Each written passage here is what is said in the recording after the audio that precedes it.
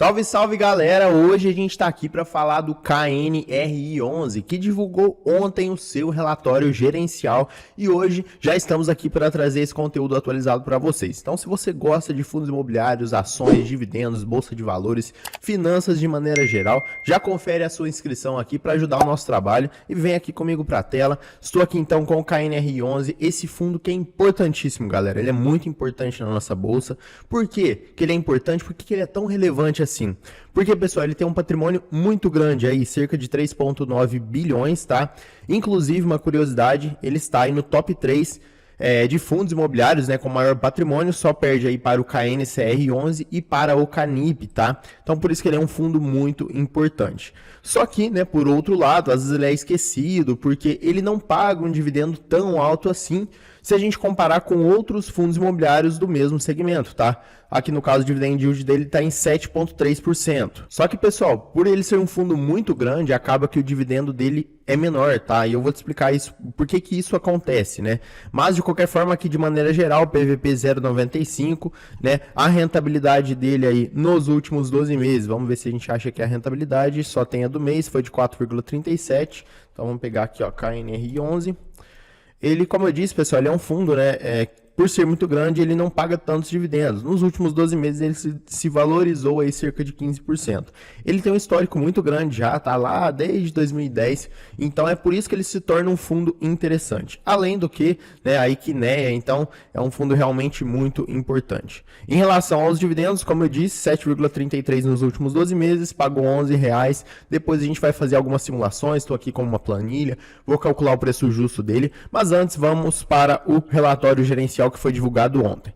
Bom, quantidade de cotistas, 249 mil. Então, como eu falei, não só pelo patrimônio, mas também pela quantidade de cotistas do fundo, ele é muito relevante. Em relação aí ao objetivo do fundo, né? O objetivo dele é gerar renda de aluguel mensal através da alocação de um portfólio diversificado em prédios corporativos e galpões logísticos, tá? Então, ele tem essas duas classificações, né? Ele tanto investe no segmento corporativo quanto em logística, tá? Então, isso é interessante, é um fundo realmente bastante diversificado. Aqui vamos ler, pessoal, porque tem algumas informações importantes, tá? Durante o mês de maio, tivemos algumas movimentações na carteira do Quiné. No edifício Joaquim, tivemos a ocupação de um conjunto pela empresa GEF Brasil Investimentos e a desocupação de 2 andares pela Vetor Zero. Além disso, concluímos a alocação de um conjunto do edifício Lagoa para a CET Brasil Transmissão de Energia. Por que isso é importante? Porque isso impacta nas vacâncias, pessoal. Então, olha só, considerando as movimentações acima, a vacância física do fundo passa a ser de 3,02, aumentou um pouquinho, tá? Aí antes era 2,97. A vacância financeira, 8,99, antes 8 era 8,71. E a vacância financeira ajustada pelas carências, tá? Que está em 11,07 ante 10,65% no mês passado. Então, de maneira geral, todas as vacâncias aumentaram. Reforçamos que foi convocada a Assembleia, isso aqui eu já li, não tem muito importância para a gente aqui no vídeo, tá? Lembrando que estou resumindo o máximo possível. Conforme informado no nosso comunicado, né, o valor de rendimentos distribuídos pelo fundo aí ocorrerá no dia 15 de junho, tá? Dia 15/6 será de 95 centavos por cota. Então, só para reforçar aqui, deixa eu achar aqui. Ó, segue, pessoal, né? O fundo aqui a gente tá com um filtro de 1 ano. Então o fundo ele é bastante constante, né? 95 centavos aí por cota, praticamente todos os meses. Claro, tem mês que paga R$1, outro paga 91, mas a média segue, né, nesses 95 centavos mais ou menos, tá? Então o fundo ele tem uma previsibilidade interessante de receita. E gostaríamos de destacar que, considerando a melhora na previsão de valores a serem recebidos pelo fundo, incluindo a retomada do pagamento de aluguel pelas lojas Marisa, no CD Itaquá e o ganho gerado pela venda no CD Bandeirantes, a distribuição extraordinária esperada, tá? Então vai ter uma distribuição a mais, divulgada no comunicado aí no dia 15 de fevereiro, que era de 34 centavos, foi atualizada e encontra-se atualmente entre 50 e 65 centavos por cota. Ou seja, o fundo ele vai pagar entre 50 e 65 centavos a mais, tá? Além desses 95 centavos, e será paga aí em julho, né? No mês de julho, provavelmente vai ser ali para o dia 15 também, que é quando o fundo costuma distribuir os seus rendimentos. Nós, me incluo nisso também, que somos cotistas do fundo, provavelmente vamos ter uma surpresa positiva aí no próximo mês, tá? Em relação às taxas, ele cobra uma taxa um pouquinho salgada, tá, pessoal, de 1,25% ao ano. É uma taxa de administração e gestão juntas, né? Não tem taxa de performance, isso é bom, né? Tendo em vista que ele já cobra uma taxa um pouquinho mais agressiva, mas um pouco disso é explicado pelo tamanho do fundo, né, pessoal? É muito complicado gerir um fundo desse tamanho, administrar um fundo desse tamanho, tá? Então acaba que o fundo tem que fazer essa cobrança um pouquinho mais alta. Bom, em relação à rentabilidade, esse quadro que eu gosto bastante de olhar ele e analisar, né, pessoal, porque ele traz pra gente, desde a primeira emissão, lá em 2010, como eu falei pra vocês, até agora a 7ª emissão, né, que foi em 2021, no comecinho de 2021. E a gente consegue ver que, considerando a variação da cota, né, praticamente todas elas foram positivas, tá? Claro que aqui, se a gente considerar 2013, pegando de 2013 especificamente e agora de 2021, foram negativas. Só que os rendimentos, por isso que é interessante, né? Os rendimentos, eles acabaram contribuindo, né? Obviamente, eles vão contribuir e no final das contas, se a gente considerar a rentabilidade total, todas foram positivas. Então, isso mostra que investir no KNRI foi um investimento positivo. Pode não ter sido o melhor de todos os tempos, né? Claro, mas foi um investimento positivo, tá? Então, isso é interessante. E considerando outros indicadores, CDI, a rentabilidade do fundo com o CDI, o Ibovespa, né? A gente pode ver também que foi um investimento positivo em relação a esses indicadores, né? Tem alguns períodos, é claro, que 2013 que acabou perdendo, né? Mas, de maneira geral, foi um investimento interessante. E aqui, liquidez, né, pessoal? Liquidez do fundo não tem o que falar, é um fundo enorme, 250 mil cotistas, então não precisamos nem nos preocupar com isso, tá? Em relação à carteira, né, o portfólio é composto por 20 propriedades, sendo 12 edifícios comerciais e 8 centros logísticos, tá? Então por isso que eu falei, o fundo investe tanto na parte de lajes corporativas, quanto aí também de logística, né? Então isso é muito interessante. Em relação à receita por estado, maioria aí é no estado de São Paulo, tem também no Rio de Janeiro 19% e em Minas Gerais quase 16%. Receita por tipologia, né? Metade praticamente, vamos considerar aqui quase metade logístico e também a outra metade escritório. Então é o que eu falei, a diversificação do fundo nesse sentido ela é muito interessante, tá? E acaba, pessoal, né? Eu fiquei de explicar para vocês no começo, acabei não explicando. O fundo, quanto mais ele cresce, tá, em termos aí de patrimônio, mais difícil é do fundo ser 100%, assim, vamos dizer, 100% eficaz para poder fazer aquele patrimônio todo gerar uma receita tão boa, tá? Por isso que muitas vezes o fundo acaba crescendo em termos de patrimônio, mas acaba, né, falhando muitas vezes em termos de dividendos, porque é muito difícil ele pegar todo aquele patrimônio e achar inquilinos bons que pagam bastante, ganhar uma rentabilidade boa em todo aquele patrimônio, entende? Pelo menos essa é a minha visão, claro, né? Você pode deixar a sua aqui nos comentários, mas a minha opinião é isso. Quanto mais o fundo cresce, via de regra, o fundo ele tende a perder na distribuição dos dividendos. Mas, claro, né, que quanto mais o fundo cresce também, geralmente menor o fundo tem risco, né? Menor o risco do fundo. Porque um patrimônio muito grande, pessoal, né? Fica mais fácil do fundo, fica mais difícil, né? Do fundo quebrar, tá? Então, de maneira geral, resumida, claro, essa é a minha opinião e minha explicação para vocês.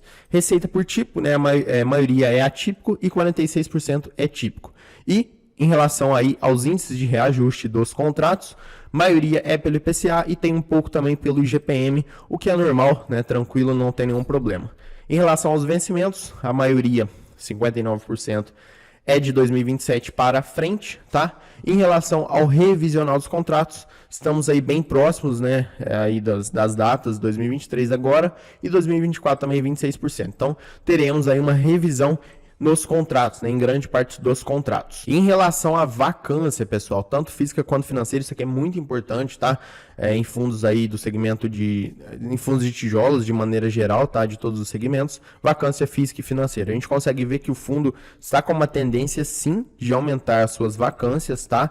Mas, assim, tá tranquilo ainda, né? Mas está com uma tendência de aumentar. Agora, nesse mês, 3,02% de vacância física e 9% de vacância financeira. Então, ponto de atenção, olhar, mas assim, nada demais, né? Só ficar de olho nisso, mas nada preocupante, nada alarmante. Em relação às carências, né, as receitas adicionais, fevereiro de 2024 aqui foi maior, tá? Isso aqui é a projeção do incremento de receita conforme o término de vigência das carências previstas nos contratos de locação firmados recentemente. Vacância financeira por segmento, né? Escritório no Rio 60%, escritório em Minas 21%, e em São Paulo 19%. Curioso, né? Porque São Paulo é a maior parte e aqui representa apenas 19%. Vacância por portfólio, aqui 18% são escritórios. Logístico não tem nenhum, tá? Então, interessante também o segmento logístico não está gerando vacância para o fundo, somente o segmento aí de escritórios. Em relação à distribuição de contratos por setor, né? A maioria são indústrias, tá? Depois temos aí também comércio, depois temos financeiro, serviços e os outros também, logística, tecnologia, né, engenharia e por aí vai. 95 quilos que o fundo tem, tá? Pode parecer pouquinho, não, mas só 95 esse fundo desse tamanho, mas não é, né, pessoal? O fundo, ele é bem diversificado, sim. Bom, em relação ao resto aqui do relatório do fundo, pessoal, explicando, né, a localização, tá? Como a gente viu, o fundo tem, de certa forma, uma concentração muito grande, né? Ele não é aquele fundo diversificado no Brasil inteiro. Mas isso não é um ponto assim tão preocupante, né? Afinal, muitas vezes o objetivo do fundo dos imóveis, né, que ele faz aí a locação, de fato está nessas cidades, está nesses lugares que ele já tem os imóveis, tá? Então acho que não é uma coisa tão assim preocupante que a gente tem que, né, deixar de investir no fundo por conta disso. Bom, em relação aqui aos portfólios, né, ao portfólio, melhor dizendo, dos imóveis que ele tem, é isso, a gente não vai ficar falando sobre isso aqui. Receita do fundo aí, tranquila também, né? As receitas aí de aluguel e tudo mais, a gente não tem comparação aí do mês anterior, mas está tranquilo, a gente viu a distribuição e agora vamos então calcular o preço justo desse fundo imobiliário. Lembrando que isso aqui não é uma recomendação, tá? A gente só está utilizando uma fórmula especulativa para a gente poder tentar se embasar, né? Tentar criar aí um preço para a gente poder se embasar. Então vamos colocar aqui o nome do fundo, ticker, né? KNRI, já puxou a cotação atual, inclusive se você quiser conhecer essa planilha aqui, ela é muito importante, muito interessante também.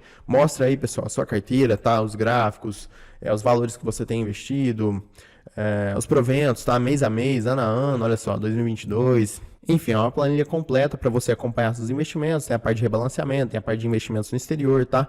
Clica aqui no primeiro link da descrição que você vai conhecê-lo. Bom, voltando aqui, rendimento anual por cota, nós temos aqui então um valor de R$ 11,10, que é o que ele pagou nos últimos 12 meses, tá? Então, R$ 11,10.